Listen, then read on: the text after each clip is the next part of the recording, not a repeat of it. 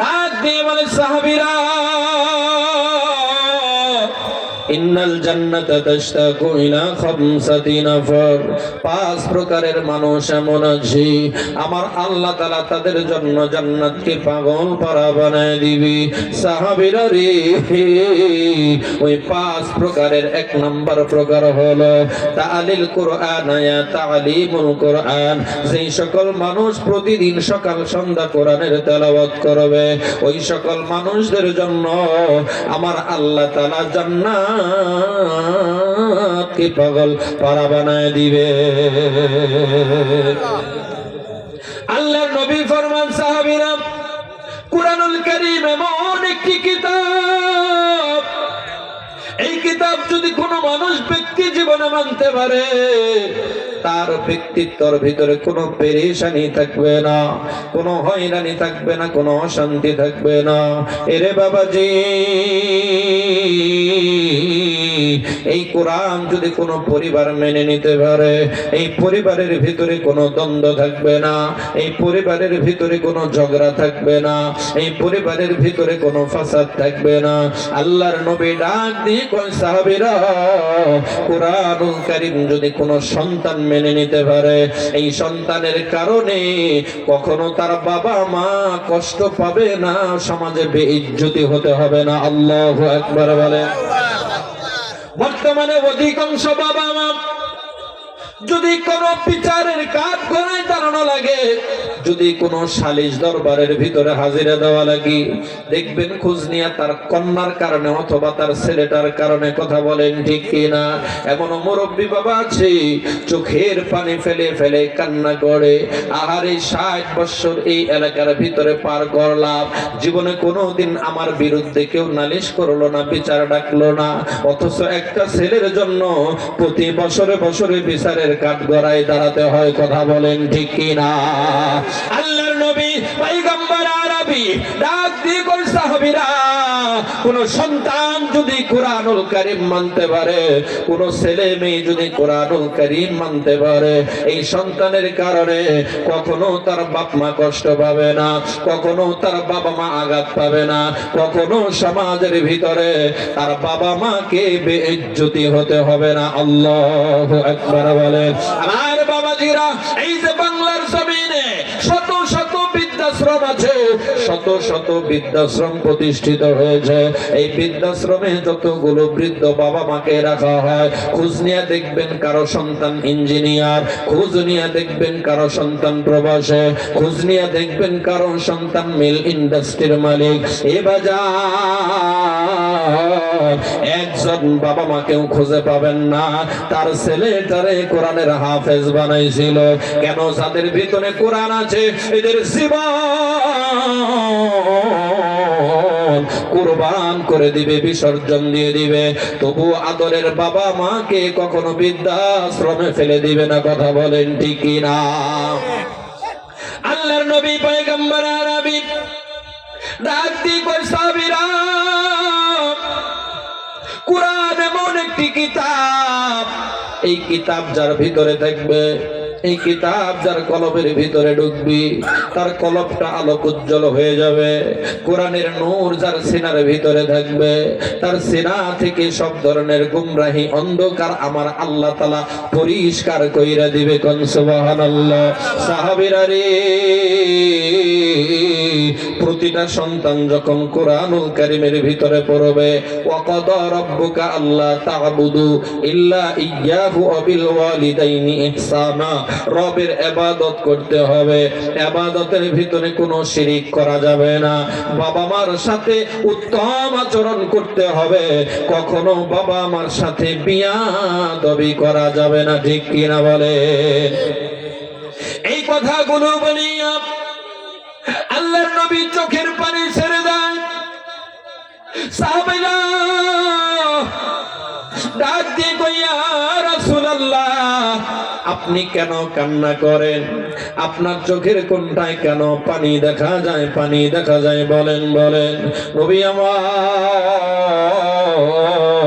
ডাক দিয়ে কই সাহাবীরা রে, যেই সন্তান কোরআনুল কারীম মানলো না, বাবা মার অবাধ্য সন্তান হয়ে গেল, যেই সন্তানগুলো বাবা মাকে কষ্ট দেয়, যেই সন্তানগুলো বাবা মার সেবা যত্ন করে না, যেই সন্তানগুলো বাবা মার দায়িত্ব পালন করে না, যেই সন্তানগুলো বাবা মার সন্তুষ্টি অর্জন করে চলে না, এমন সন্তানদের জন্য আমি নবীর বড় মায়া লাগে, বড় ভালোবাসা লাগে, বড় খারাপ লাগে, আবার বড় ভয় লাগে।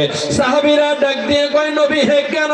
নবী আমার ডাক দিয়ে কয় সাহাবীরা রে, বাবা আমার অবাধ্য সন্তান যারা হবে গোটা পৃথিবী সফর করবে, কোথাও কোনো সুখ শান্তি পাবে না, কথা বলেন ঠিক কিনা? আর বাবা মার খেদমত যেই সন্তানগুলো করবে, ভাঙ্গা ঘরের ভিতরে শুয়ে থাকবে, দিলের ভিতরে আমার আল্লাহ তাআলা প্রশান্তি দিয়ে দিবে, কথা বলেন ঠিক কিনা? বাবা মা কত বড় দামি, এইটা ওই সন্তানই বুঝতে পারবে যেই সন্তান কোরআন নামক কিতাবের ভালোবাসা পাবে, কথা বলেন ঠিক কিনা?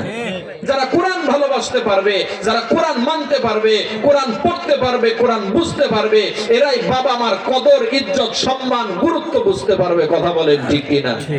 এলাকার ভিতরে এমন অনেক সন্তান পাওয়া যায়, বিবাহ করার পর থেকে বাপ মারে আলাদা করে দেয়।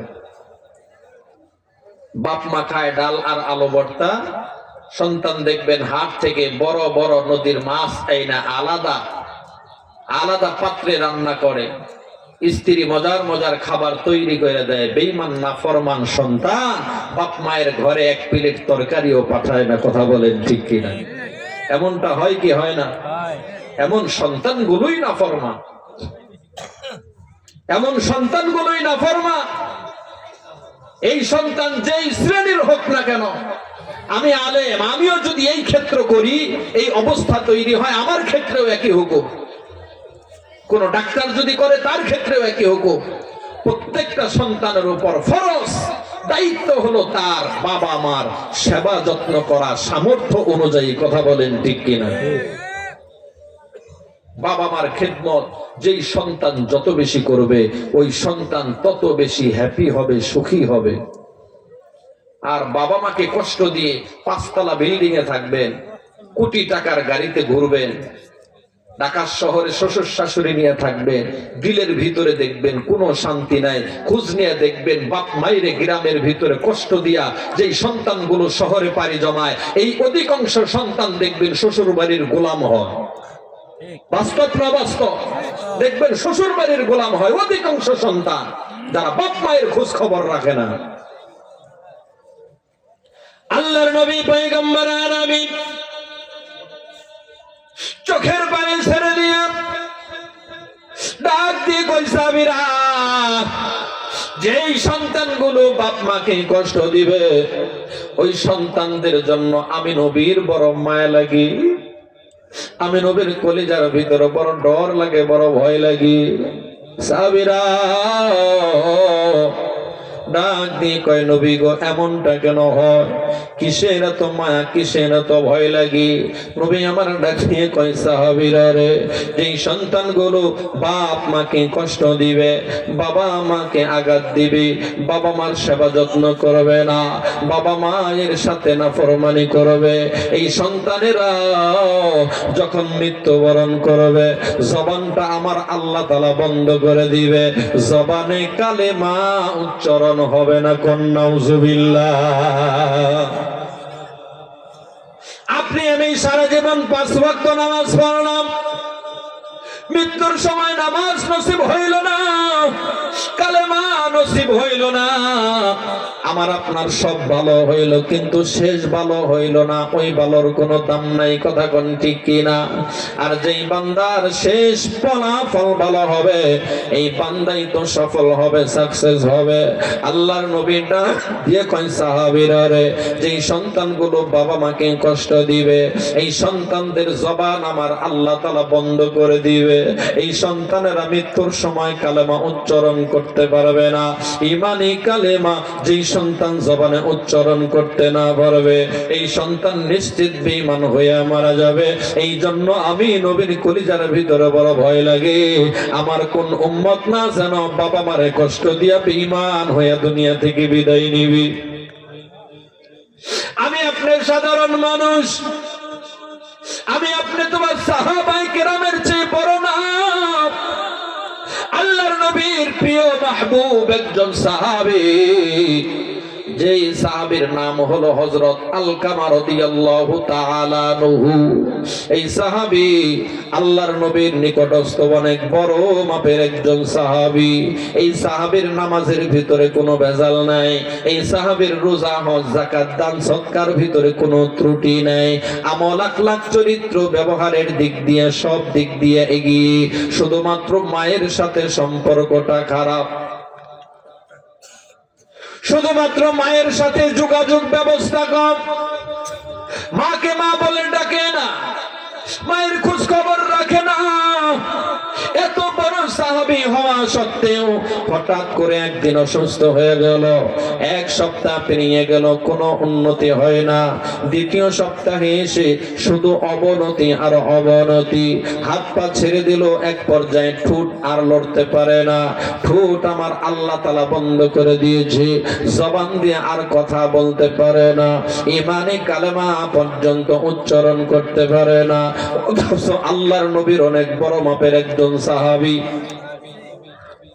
এই করুণ পরিস্থিতি দেখিয়া আলকামার বিবি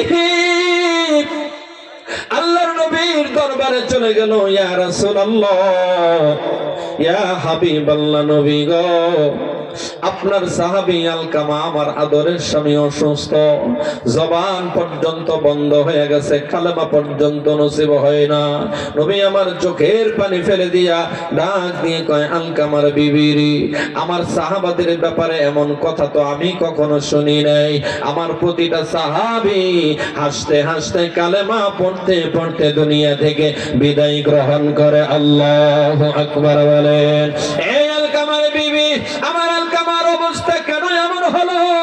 তুমি যাও যাও স্বামীর খেদমত করো, আমি দেখি আমার আলকামার জন্য কিছু করতে পারি কিনা। নবী আমার ডাক দিয়ে কয়, বেলাল সাহাবী তোমরা কই রে? তোমরা সবাই আমার সামনে চলে আসো।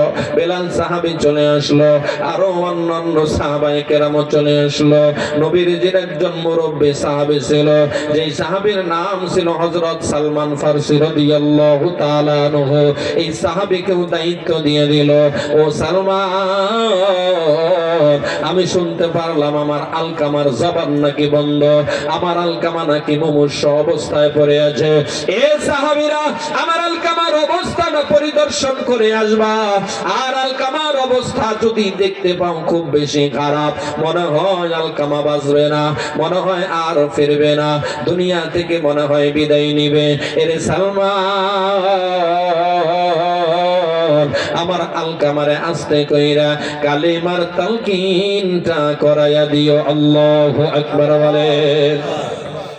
দেখবেন আমাদের সমাজের ভিতরে হঠাৎ কোন মানুষ যদি মৃত্যু শয্যায় শায়িত হয়ে যায়, মুমূর্ষ অবস্থায় যদি পড়ে থাকে, এই পরিবারের অভিভাবক, আত্মীয় স্বজন, প্রতিবেশী, বংশের লোকেরা মসজিদের ইমাম সাহেবের কাছে চলে যায়, অথবা এলাকার কোন হাজী সাহেবের কাছে চলে যায়, অথবা নামাজি কোন মুসল্লির কাছে চলে যায়, চলো চলো আমার বাবা কথা কয় না, আমার বাবার কাছে চলো।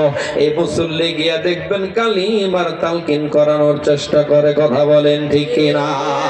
আল্লাহর নবী ডাক দিয়ে কয়, সালমান, আমার আলকামা জবানটা যদি একেবারে বন্ধ হয়ে যায়, যদি মনে করো আর বাঁচবে না, ফিরবে না, আমার আলকামারেও কালেমার তালকিন করায়ও। এইবার সালমান এই দায়িত্বটা নিয়ে যখন আলকামার বাড়িতে গেল, যাইয়া দেখে আলকামার অবস্থাটা একেবারে ভয়াবহ, জঘন্য। এইবার আলকামার মাথার নিকটে বসিয়া আলকামার মাথায় হাত বোলায়া দেয়, আর আলকামার মাথায় হাত বোলায়া দেয়, আর সালমান ফারসি জবান দিয়ে পড়তে থাকে, লা ইলাহা ইল্লাল্লাহু মুহাম্মাদুর রাসূলুল্লাহ সাল্লাল্লাহু আলাইহি ওয়াসাল্লাম। নবীজির আদেশ পাইয়া মুরব্বী সাহাবী সালমান কালেমার তালকিন করানোর চেষ্টা করলো, কিন্তু আলকামা কালেমা উচ্চারণ করতে পারে না। কালেমা উচ্চারণ করবে কি দিয়া? জবান পর্যন্তই তো খুলতে পারে না। এরে বাবাজি, কেন এমন কইরা জবানটা বন্ধ হইল?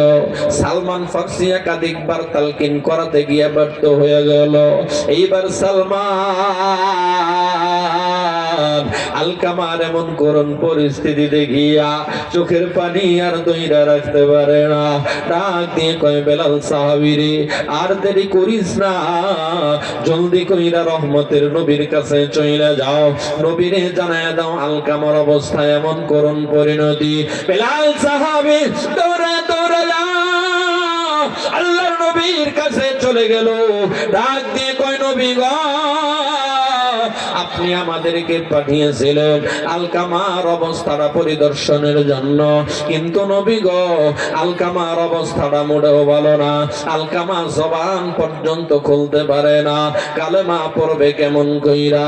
এই কথা শুনিয়া রহমতের নবী পাগলের মতো কান্না করে আর ডাক দিয়ে কয়, বেলাল রে, আমার আলকামার কি হইল? আমার আলকামার এমন করুণ পরিণতি আমি নবী মানতে পারি না। আল্লাহু আকবার বলে। ওমা আরসালনাকা ইল্লা রাহমাতাল লিল আলামিন। রহমতওয়ালা নবী, যেই নবীরে আমার আল্লাহ তাআলা গোটা পৃথিবীর জন্য রহমত কইরা বানাইছে, পাঠাইছি, এই রহমতের নবী ডাক দিয়ে কয়, বেলাল রে, আমার আলকামার এমন করুণ পরিণতি আমি তো মানতে পারি না। ও বেলাল, তোমরা তো জানো, তোমরা তো দেখেছো, আমার প্রতিটা সাহাবী হাসতে হাসতে দুনিয়া থেকে বিদায় গ্রহণ করে। বেলাল রে, আমার আলকামার কি এমন হইল যে আলকামা আমার সাহাবী হওয়া সত্ত্বেও জবানটা বন্ধ হয়ে গেল, জবান খুলতে পারে না? বেলাল ডাক দিয়ে কয়, নবী গো, আমরা কেউ তো বলতে পারি না আমাদের আলকামা আমাদের সাথেই তো দাঁড়ায় দাঁড়ায় নামাজ পড়ে, আমরা সারাদিন রোজা রাখি, একসাথেই তো ইফতার করে, দান সৎকার দিক দিয়েও আমাদের তুলনায় আলকামা এগিয়ে। নবী আমার ডাক দিয়ে কয়, সাহাবী রে,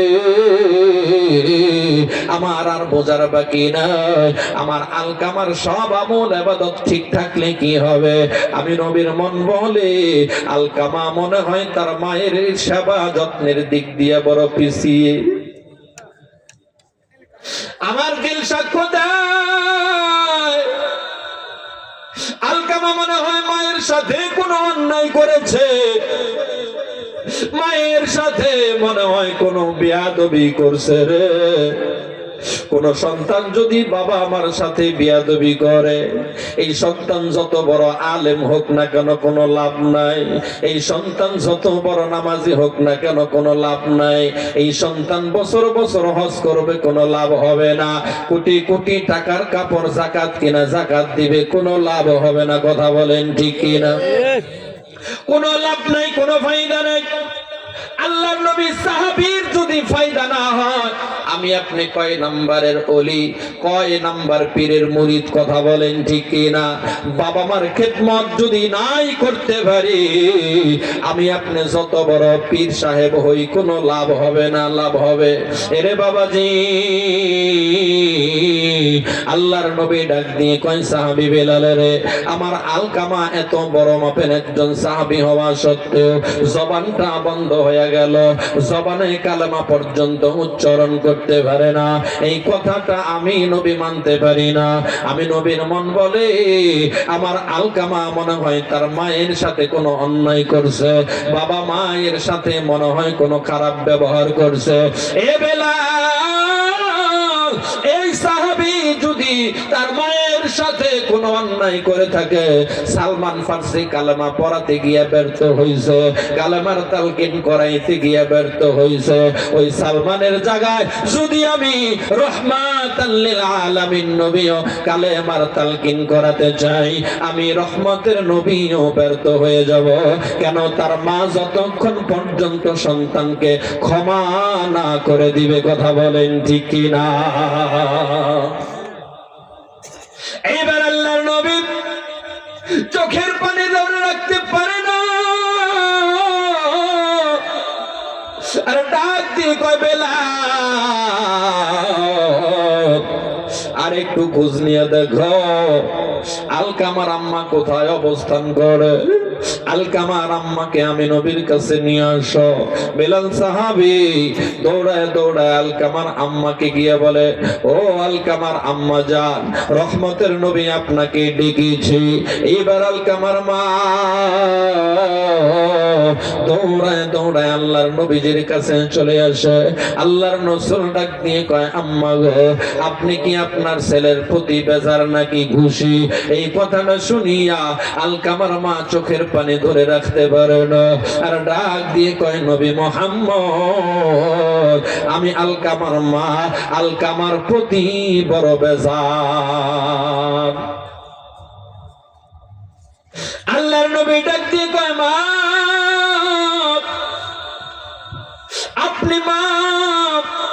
আপনি মা হইয়া সন্তানের প্রতি অসন্তুষ্ট, যার কারণে আমার আল্লাহ বান্দার প্রতি অসন্তুষ্ট। আল্লাহর নবী ডাক দিয়ে কয়, সাহাবীরা রে, কোন সন্তানের প্রতি যদি তার বাপ মা খুশি থাকে, আমার আল্লাহ তাআলা ওই সন্তানের প্রতি খুশি হয়ে যায়। জোরে জোরে কোন সুবহানাল্লাহ। আর কোন সন্তানের প্রতি যদি তার বাপ মা বেজার থাকে, ওই সন্তানের প্রতি আমার আল্লাহ তাআলাও বড় বেজার হইয়া যায়।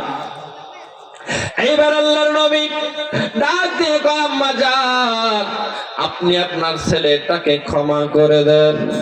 আপনার ছেলে হয়তো আপনারে কষ্ট দিয়েছে, আঘাত দিয়েছে, আপনি কষ্ট আঘাত গুলো ভুলে গিয়া ক্ষমা করে দেন, মাফ করে দেন।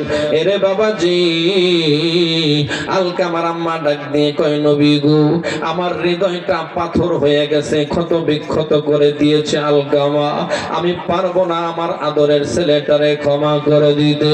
আমার আলকামা জাহান্নামে যাবে নাকি জান্নাতে যাবে, এইটা আমি মায়ের কোনো দায়িত্ব নাই, দেখার কোনো সময় নাই, সুযোগ নাই। আলকামার আম্মার এই কথা শুনিয়া আল্লাহর নবী আশ্চর্যান্বিত হয়ে গেল। ও মা, পৃথিবীর সকল মায়েদের অন্তরটা হলো মোমের মতো নরম, তোমার অন্তরটা কেমন করে পাথরের মতো হলো? আলকামার আম্মা ডাক দিয়ে কয়, নবী গো, সে অনেক দুঃখের কথা, অনেক কষ্টের কথা, আপনি নবী শুনলে আপনি নবীও কষ্ট পাবেন। আমি চাই না আপনি নবীর হৃদয়টা ব্যথায় ব্যথিত হয়ে যাক। আল্লাহর নবী ডাক দিয়ে কয়, মা, আমি শুনতে চাই তোমার কষ্টের কথা। আলকামার আম্মা ডাক দিয়ে কয়, ইয়া রাসূলুল্লাহ, ইয়া হাবিবাল্লাহ, নবী গো, আলকামা যখন দুনিয়ার ভিতরে ভূমিষ্ঠ হলো, আগমন করলো, আগমন করার 4 থেকে 5 বছর পরে আলকামার বাবা দুনিয়া থেকে বিদায় নিল। এই আলকামার আম্মা এরপরে কি হলো? আলকামার আম্মা ডাক দিয়ে কয়, নবী গো, একজন বিধবা নারী বুঝতে পারে বাবা হারা সন্তানকে লালন পালন করা সমাজের ভিতরে কত বড় কঠিন কাজ, ঠিক কিনা বলেন? ঠিক। এইবার আলকামার আম্মা চোখের পানি ছেড়ে দিয়ে কান্না করে আর ডাক দিয়ে কয়, রহমতের নবী, আমার পরিবারের ভিতরে অভাব দেখা দিল, আমার আলকামারে নিজে না খাইয়া আমি খাওয়াই, আমি নিজে অসুস্থ থাকলেও আলকামা কখনো অসুস্থ হইলে চিকিৎসা করাইতে দেরি করি না, নিজে কষ্ট করলেও আলকামারে কখনো কষ্ট বুঝতে দেই না। নিজেদের জীবন যৌবন সব কিছু বিসর্জন দিয়া শুধুমাত্র আলকামার চেহারার দিকে তাকাইয়া আমি মা অন্যত্র কোথাও বিবাহ পর্যন্ত বসি নাই। এই সন্তান সমাজের ভিতরে যখন বড় হয়ে গেল, এই বড় সন্তানকে আমি মা নিজে থেকে বিবাহ করায় দিলাম। এই বিবাহ করানোটাই আমার জীবনে কেমন যেন কাল হয়ে দাঁড়াইল। বর্তমানে অনেক বাবা মা আছেন, দেখবেন জীবনটা বড় সন্তানদের পিছনে খাটতে খাটতে জীবনটা শেষ করে দিয়েছে। বিবাহ করার আগ পর্যন্ত সন্তানটা বাবা মার প্রতি ভক্ত থাকে, বিবাহ করার পর থেকে মাকেও দেখতে পারে না, বাবাকেও আর পছন্দ করে না। কথা বলেন ঠিক কিনা? এইবার আলকামার আম্মা ডাক দিয়ে কয়, নবী গো, আমার আলকামা বিবাহ করার পর থেকে আমি মাকে মা বইলা ডাকি না, আমি মায়ের কাছে বসে না, মায়ের পরামর্শ শুনে না, শুধু বউয়ের কথা শুনে, শ্বশুর শাশুড়ির কথা শুনে। আমি মাকে কষ্ট দেয়, আমি মায়ের খোঁজ খবর রাখে না, সেবা যত্ন করে না। নবী আমার ডাক দিয়ে কয়, আম্মা আর বলতে হবে না, আমি নবী